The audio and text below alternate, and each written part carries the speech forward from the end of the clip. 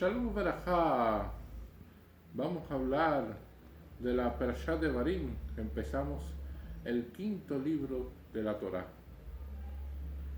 אלה הדברים אשר דיבר משה אל כל ישראל בעבר הירדן במדבר בערבה נוצו בין פרן ובין תופל בלבן בחצרו בדיסאף. Y esto es una de las cuestiones fundamentales que va a aparecer aquí, que va a empezar la perashá diciendo: estas son las palabras que habló Moshe a todo Israel. Y nosotros, esta es una expresión nueva, se pudiera decir, en este libro, porque habíamos visto en la Torá Vaidaber Mo el Moshe Lemor, no, Vaidaber Hashem el Moshe Lemor, o sea, y Dios le dijo a Moisés, o Moisés transmitió lo que Hashem le acaba de decir, pero en este caso lo que estamos viendo es de que después de que Dios le ha dado una serie de instrucciones a Moisés, Moisés no solamente va a decir exactamente lo que Hashem le ha dicho, sino que también va a tener algunos agregados, explicaciones, detalles, asuntos a tener en cuenta que lo va a decir en este libro específicamente. Y esta es la forma en que a partir de ese momento se iba a actuar, porque en el momento en que se escribe la Torá, cuando se establecen los primeros 4 libros, y estamos viendo principalmente en el segundo, tercero y cuarto libro de la Torá, vemos la presencia de Dios constantemente en todo. O sea, estamos viendo una presencia más activa. A medida de que el pueblo judío fuera a conquistar la tierra prometida, ya no iba a existir el maná que caía del cielo, ya no iba a existir esas nubes de gloria, ya no iba a existir las fuentes de Miriam. O sea, toda una serie de elementos diarios que eran milagros, los cuales ellos convivían y que era normal en aquel momento, pero que sencillamente iban allá a desaparecer. Y a partir de la etapa en que comienzan los profetas reciben la profecía de Hashem y después se la comunican al pueblo de acuerdo a lo que recuerden y a las interpretaciones evidentemente que recibieron. Y ya esta es la manera en que se está haciendo aquí. Este es un libro que es un libro también de resumen, porque este libro comienza el 1 de Shevat y termina el 7 de Adar con el fallecimiento de Moisés. Lo que nosotros tenemos en el libro de Devarim es un gran discurso que da Moisés, tocando todos los elementos esenciales de la Torá que se han explicado en otros libros anteriores, y también trayendo nuevos elementos novedosos de mayor práctica y utilidad para el momento en que conquisten la tierra, que van a tener que sembrar, que van a tener que establecer tribunales, que van a tener que establecer toda una serie de elementos en los cuales van a existir leyes que van a ser prácticas, operativas para ese momento histórico en que les toca vivir. Y eso es uno de los elementos fundamentales que nosotros vamos a ver aquí. Por lo tanto, son aproximadamente 37 días de discurso que termina con el fallecimiento de Moisés el 7 de Adar, y entonces empieza así: esas son las palabras que habló Moisés a todo Israel. Y es una de las expresiones interesantes: a todo Israel. ¿Por qué? Porque Moisés va a comenzar este libro reprimiendo al pueblo judío, regañando al pueblo judío. Y eso realmente es una de las cuestiones quizás más difíciles de poder realizar en este mundo, es uno de los elementos más complicados. Generalmente cuando usted va a decirle a alguien que se equivocó o va a regañar a alguien, lo que obtiene es una réplica y un efecto indeseado. Todas las personas generalmente que son regañadas, generalmente actúan de una manera que es a la defensiva y dicen, pero ¿quién es este para regañarme a mí? Si él tiene tal defecto, más cual defecto, tiene tal problema, tiene otra situación. Por lo tanto, es muy difícil que una persona acepte una crítica. Es muy difícil que una persona sea receptiva a algo que le quieran decir. Y es uno de los elementos muy complicados. Y para personas que dirigen comunidades, personas que tienen que velar por ciertas cosas, es muy complicado poder hacer las cosas de una manera efectiva, que sea bien acogida los elementos que se tienen y que se quieren señalar y que no traiga consigo disgusto, que no traiga consigo de que las personas creen que se le quiere hacer daño o que la tienen cogidas con ellos, cosas así. Y es uno de los elementos que Moisés aprovecha esta oportunidad para hacerlo de una manera, se pudiera decir, genial. Por eso nosotros decimos que es Moshe Rabbeinu, porque nos explica la Torá, nos explica las leyes que le da Shem, y además de eso nos enseña y le pone elementos esenciales para la vida. ¿Y por qué es un momento oportuno para realizar esto? Porque en este momento todo el mundo sabe que Moisés va a fallecer. Todo el mundo sabe que Moisés el 7 de Adar va a fallecer. Y cuando las personas se acercan y conocen de que alguien va a morir porque tiene una enfermedad Hasbashadón terminal, porque saben de que la situación de esa persona está complicada, son más receptivos a sus palabras. Lo tratan con mayor benevolencia.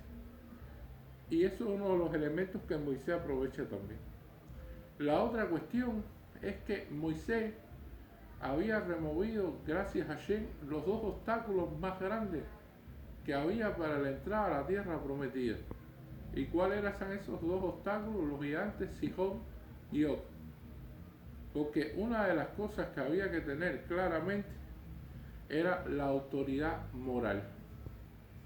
Y ahí Moisés personalmente enfrentarse a esos gigantes, sabiendo el pueblo de Israel que Moisés no iba a entrar a la tierra prometida y que se estaba enfrentando a un gran peligro para el bien del pueblo judío, donde no iba a obtener ningún beneficio porque sencillamente no iba a poder entrar en la tierra prometida, trajo consigo la autoridad moral necesaria para hablarle al pueblo. Y es otro de los elementos también interesantes a tener en cuenta. Y el otro elemento es que Moisés va a regañar de una manera indirecta. No va a decir exactamente el pecado, pero con los elementos que él va a mencionar, van a hacer que las personas entiendan de que está hablando de tal pecado, de más cual pecado, de cuál situación. Y eso va a traer consigo de que haga referencia a lo que pasó en el desierto y cuáles fueron los errores del pueblo judío para su rectificación y para tener en cuenta en el futuro. Y eso es otro de los elementos importantes también que va a tener Moisés aquí. Y cuando él dice que habló Moisés a todo Israel, es que todo Israel estaba presente ahí. Porque generalmente cuando se da una información, generalmente cuando se le dice algo a las personas que en este caso es un regaño, que no quieren escucharlo, nadie quiere escuchar un regaño, aparece otra persona que a lo mejor no se encuentra ahí, puede ser que haya alguien que no esté, y después cuando le cuentan lo que sucedió dicen, pero tú no dijiste esto, tú no le contestaste así, tú no lo estableciste de esta forma, Porque tú tenías que haberle dicho a Moisés de que qué es lo que se cree con respecto a aquello. Pero como todos estaban presentes, nadie después podía decir no. Tenías que haber dicho esto, tenías que haber dicho lo otro, porque la otra persona lo hubiera dicho, ¿por qué no lo dijiste tú? Si tú también estabas allí. Entonces es otro elemento también a tener en cuenta. La otra cuestión, también importante, es de que estas personas que están escuchando a Moisés, muchos de ellos ya son de nueva generación. Ya han pasado los 40 años en el desierto. Ya las generaciones que cometieron los pecados en los cuales va a hablar Moisés, ya murieron. Y precisamente en un Tisha B'Av, que fue el día que planificó Hashem, como lloraron sin causa ese día, para que tuvieran causas para que lloraran ese día. Y por lo tanto, eso trajo consigo de que las personas que están recibiendo estos regaños, lo están recibiendo por los padres, por los abuelos de ellos, no porque ellos lo hayan hecho directamente. Y eso es un elemento muy interesante porque ninguno de ellos dijo nada con respecto a eso, porque generalmente si a una persona le dicen, bueno, pero tu padre hizo esto, pero tu abuelo hizo esto, pero recuérdate lo que hizo tu familia, va a decir, pero esas fueron mi padre, fue mi abuelo, pero no fui yo no hice nada, yo no tengo nada que ver con eso. No, se responsabilizaron por los pecados cometidos por los abuelos y por los padres y por todas estas generaciones anteriores. Y es uno de los elementos también interesantes a tener en cuenta aquí del comportamiento de esta generación que tiene el objetivo de entrar a la tierra prometida. Dice, estas son las palabras que habló Moisés a todo Israel del otro lado del Jordán respecto del desierto. La expresión respecto del desierto se refiere a poco después de salir de Egipto. En el desierto de Sin, el pueblo se quejó de ser llevado a un desierto para que se murieran de hambre. Recordemos que cuando salieron de Egipto y llegaron, y en un momento las personas habían salido con sus animales, habían salido ricos de Egipto, pero salieron también con ganado y salieron con elementos que podían, o sea, animales que podían sacrificar y podían alimentarse, pero nos dijeron, nos llegaron aquí para morirnos de hambre, nos han traído hasta aquí para morirnos de sed. Y entonces esos son los elementos que tienen en cuenta cuando dice respecto al desierto, cómo se comportaron ustedes. Respecto de Arabá, que en ese comentario Rashi sostiene que este era el nombre de una llanura en particular, y aunque él lo dice de que se refiere a la llanura donde muchos judíos se dejaron seducir por las mujeres midianitas. Recordemos lo que ocurrió con Bilam, Balak, después todo el plan que había fracasado en maldecir, pero después el otro plan que hicieron que tuvo determinado éxito. Es otro elemento a tener en cuenta. Dice, frente al mar de juncos entre Parán y Tofel. Dice, frente al mar de junco, cuando se encontraban cercados entre los egipcios y el mar, también los judíos se quejaron y dijeron, ¿acaso no había suficientes tumbas en Egipto? Cuando salieron del mar, tras su partición, se quejaron de que los egipcios posiblemente habían escapado del otro lado. Y eso es otro elemento también, de que en ese momento hubo una facción dentro del pueblo judío que dice, nos trajeron aquí para matarnos, porque tenemos mal a nuestras espaldas el ejército egipcio delante de nosotros y entonces vamos a morir aquí.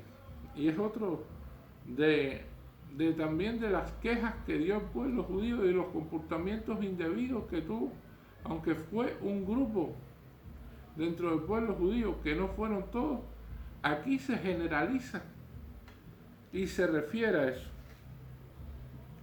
Y después vienen expresiones interesantísimas, la cual dice, y Labán, y Hatzeró, y Disa-Af. O Si usted busca y Labán y Hatzerot y Tisa'af en la Torá, no va a encontrar ningún lugar que se llame así. Donde haya acampado el pueblo judío, donde hayan dicho, no, este lugar estuvieron aquí, ¿qué es lo que se refiere? Y es la parte oculta que tiene con respecto a esto. Cuando se menciona y Labán, cuando se traduce al español, es blanco. Y esto se refiere al maná. El maná que caía del cielo era blanco. Y el maná trajo también quejas dentro del pueblo judío. Porque el pueblo judío se quejó de que el maná caía del cielo, pero que era una comida en la cual no traía desecho. O sea, las personas no iban al baño. Era una comida con un tan alto grado espiritual que no traía desecho. Las personas en la naturaleza están acostumbradas a que todos los alimentos tengan desecho. Y así cuando se toma una fruta, a veces se bota la cáscara, la semilla es un desecho de esa comida, y todos los elementos que nosotros vemos en este mundo, normalmente material, tienen desecho, tienen ese elemento a tener en cuenta. Sin embargo, el maná se podía comer completamente y no generaba de que la persona tuviera necesidad de ir al baño ni necesidades fisiológicas. Y eso lo hacía superior, porque todo se integraba al cuerpo de la persona. Y esa desconexión con el mundo material a las personas los mortificaba. Y esto es cuando se quejan con algo que no tiene elemento para quejarse, porque eso no es un elemento realmente sólido para quejarse. Se plantea a partir de la Gemara de que una persona, y las quejas pueden surgir muchas veces por elementos pequeños. Por ejemplo, que haya una gotera en la sinagoga y cuando las personas vean que cae una gotica, digan, no, la sinagoga se está inundando, al Bashalom. Pero eso es la exageración y la hiperbolización de algo que está sucediendo, pero que no tiene esa gravedad del asunto. Porque muchas veces a las personas les gusta exagerar y les gusta decir y amplificar cosas que no tienen esa connotación, para entonces ser eco y ser centro de elementos. Otras veces ni tan siquiera existe una gotera, ni tan siquiera existe nada, pero hay que criticar de alguna manera. Y es lo que pasaba con el maná. El maná, para muchos de los sadiquín que había, tenía diferentes sabores, y si querían que supiera esto, sabía a esta comida o aquella comida, tenía todos esos elementos, estaban muy felices, pero había otra gente que no. Decían, no, esto hay que criticarlo de alguna manera, porque hay personas que no pueden vivir sin criticar las cosas que les rodean, y que siempre tienen que decir algo. Y ese algo que generalmente dicen, no aporta nada. Y eso es un elemento también a tener en cuenta de las cosas que sucedieron en el desierto. El otro elemento es Hatzerot. Eso tampoco es un lugar. Esto se refiere a los patios. ¿Y qué tiene que ver con esto? Esto tiene que ver específicamente, lo plantean los sabios, con la rebelión de Cora. Cuando existió Cora, ya habíamos visto esa perashá que se rebeló en contra de Moisés y de Hashem. ¿Qué trae consigo esto? De las conversaciones de pasillo, las conversaciones en los patios. ¿Por qué? Porque en la valle, o sea, en la casa, en esos lugares Moisés daba la orientación. Moisés decía lo que había que hacer, cómo era el tzitzit, cuáles eran las formas de confeccionar un tzitzit, cuál hebra tenía que ser azul, petit tejelet, todas esas cuestiones. Y después en conversaciones de pasillo, no delante de Moisés, conversaciones en los patios, conversaciones fuera de donde Moisés había dado esa explicación, ahí donde aparecía Regilú, el chisme. Y si, ¿por qué la prenda tiene que ser así? ¿Por qué no hacemos la prenda completamente azul? ¿Por qué no realizamos eso de esa manera? Y entonces las personas tienden a quejarse, pero cuando no tienen la autoridad moral para hacerlo, porque no era el momento histórico para poder rebelarse, porque Moisés en ese momento estaba muy fuerte en su liderazgo. Entonces, ¿qué hizo Cora? Comentarios de pasillo, a ver quién le hacía eco. Ya cuando Cora vio de que era un momento difícil por el testimonio de los espías, lo que había sucedido, el llanto del pueblo judío, todos esos elementos, fue que aprovechó su momento para hacer la rebelión. Por lo tanto, Hatzerot se refiere a esos comentarios de pasillo, a esos chismes y a esos elementos que estuvieron presentes también en el desierto. Y Di-Saaf, que es el otro elemento. Di-Saaf nos recuerda el pecado del becerro de oro. Realmente si dijera becerro de oro sería Aegel Saaf, pero no dice así, dice Di-Saaf, que significa mucho oro. Y es otro de los elementos interesantes, porque Moisés plantea de que ¿por qué se hizo el pecado del becerro de oro? ¿Por qué de ese material? Porque cuando salieron de Egipto tenían mucho oro para poder realizar eso. Porque cuando hay escasez de ese mineral que es tan preciado, no de ahora, de siempre, entonces las personas dicen, espérate un momentico, yo no voy a dar mi oro para hacer un becerro. No, pero cuando yo tengo unas cantidades de barras de oro inmensas, entonces dice, bueno, que demos 2 o 3 barras cada uno para hacer el becerro. Si es posible, Jafa Shalom. Y eso fue lo que sucedió. Porque muchas veces la riqueza trae consigo la idolatría. Y eso es un elemento interesante. Para eso hay una historia moderna. De que en una comunidad, evidentemente no aquí en Cuba, fuera de Cuba, hay personas que hacen negocios, que prosperan, y llega a haber una persona de estas muy religiosa, pero que prosperó mucho, y que esta prosperidad trae que tenga dinero, evidentemente, y decide empezar a comprar cosas para adornar su casa, para tener cosas bonitas, y entonces empieza a traer cosas de Egipto, egiptología, cosas de cultura precolombina, cosas, elementos de otras, se puede decir antigüedades, de otras culturas, y las cosas le empiezan a ir no tan bien en los negocios. Y entonces va un rabino a la casa, y cuando ve a la casa, llega ahí y dice, pero esto qué cosa es, no, esto es de Egipto, esto se utilizaba en Egipto. Sí, pero tú sabes en qué se utilizaba esto en Egipto.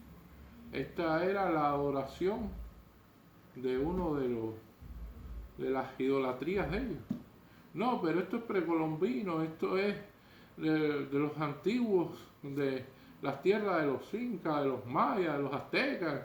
Dice, no, pero eso eran cultos también de idolatría. Y entonces, a través de tanto oro que has tenido, tanto dinero que te ha entrado, lo que has hecho es llenar tu casa de idolatría. Para la compra de antigüedades, para tener cosas exóticas, para tener cosas... Y al final lo que ha hecho es degradar la vivienda desde el punto de vista de la santidad que debe tener un hogar judío. Por lo tanto, a veces, es una de las experiencias que nosotros tenemos, que tener mucho oro constituye un problema precisamente para estos elementos. Y entonces continúa la perashá. Achatasel yom mejores derechar seirat kodesh barnea. Y dice, 11 días hay entre Joref, camino del monte Seir, hasta Kadesh Barnea. ¿Y qué está diciendo aquí? Aquí está hablando de que después de la estadía en el monte Sinaí, que se ubica en la parte más extensa conocida como Joref, Dios dijo que había llegado un momento de entrar a Eretz Israel y le ordenó seguir la ruta que rodea los faldeos del monte Seir, Lo normal era que el viaje a Kadesh Barnea durara 11 días, pero Hashem tanto quería que entraran en la tierra de Israel que los hizo llegar ahí milagrosamente en 3 días. Esta habría sido prueba más que suficiente para comprobar que Hashem los estaba guiando. Sin embargo, el pueblo quiso enviar espías para sentirse más seguros y acabó creyendo las calumnias sobre la tierra de Israel. Y es otro de los elementos que nos da aquí del testimonio falso de los espías, de las calumnias y del llanto sin sentido porque lloraron sin necesidad. Y cuando Dios vio esto dijo, ahora van a llorar con necesidad y con elementos de verdad para que lloren en esos días. Y fíjense que estamos viendo de Isaac, que tiene que ver con el pecado del becerro de oro. ¿Qué día ocurrió eso? Un 17 de Tamuz. ¿Y qué tiene que ver el testimonio falso de los espías, las calumnias? El Tisha B'Av. Y ese es el periodo en que estamos nosotros ahora. Nosotros estamos en Ben Ametzarim, entre las aflicciones de estas semanas, 3 semanas entre el 17 de Tamuz y Tisha B'Av, lo que trae consigo de que se mencione precisamente en esta perashá y Moisés tenga en cuenta esto, porque esto se va a leer el día anterior a Tisha B'Av. O sea, son elementos a tener en cuenta que nos están recordando este periodo. Que como ya he mencionado, este periodo es un periodo complicado para el pueblo judío, un periodo donde hay que cuidarse mucho y sobre todo un periodo en que se discute bastante. Si en otros momentos no se discute, en este sí. Es un periodo propenso a la discusión, por lo tanto la persona debe todavía tratar por todos los medios de discutir menos, de hablar lo menos posible, de cuidarse más en las cosas que dicen para no traer consigo discusiones que son propensas en este periodo, porque es un periodo que es terrible para nuestro pueblo. Bueno, muchísimas gracias.